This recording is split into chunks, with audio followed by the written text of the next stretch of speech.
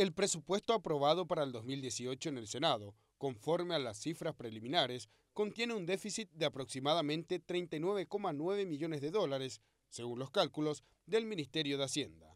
La ministra Lea Jiménez afirmó que la versión de diputados, aunque también contempla aumentos al proyecto original, es mucho más manejable. Siempre según cálculos preliminares, manifestaron que el impacto año completo será mucho más evidente en el 2019. Teniendo en cuenta que varios de estos incrementos empiezan a regir a partir del mes de julio de ese año, donde la necesidad de recursos se duplicará. En concreto, consideramos que esa versión que salió de diputados es una versión bastante administrable desde el punto de vista financiero, desde el punto de vista fiscal. Es la versión más cercana a lo que ha propuesto el Poder Ejecutivo, no se aleja mucho de lo que nosotros habíamos planteado.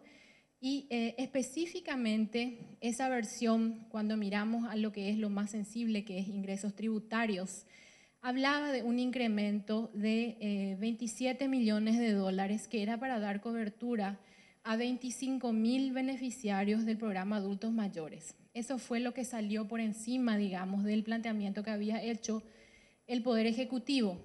Y desde nuestro punto de vista, nosotros consideramos que eso es administrable desde el punto de vista de que a medida que el fisco va generando ingresos adicionales, nosotros podemos ir, digamos, incorporando a los nuevos beneficiarios dependiendo de la capacidad de financiar la cobertura de esos beneficiarios. Dado que la expectativa de ingresos del fisco es la misma, necesariamente esto implica que los insumos necesarios para brindar a la gente medicamentos, inversiones, alimentación en escuelas, seguridad, cobertura de programas sociales prioritarios no podrán ser cubiertos, indica Hacienda. Todavía no tenemos los números finales, manejamos hoy números preliminares, pero los números preliminares nos hablan ya de cuestiones como, por ejemplo, un incremento de 87 millones de dólares en lo que es gasto salarial con relación a la versión que nosotros habíamos presentado.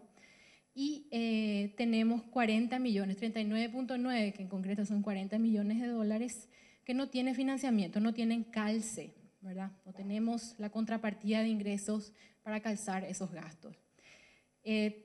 Aproximadamente unos 15 millones de esos 40 corresponden a gastos rígidos y aproximadamente un 25 son otros gastos. En concreto, estamos hablando de un incremento de 87 millones de dólares adicionales en gasto rígido, sube importantemente la rigidez de la estructura presupuestaria y 40 millones sin calce.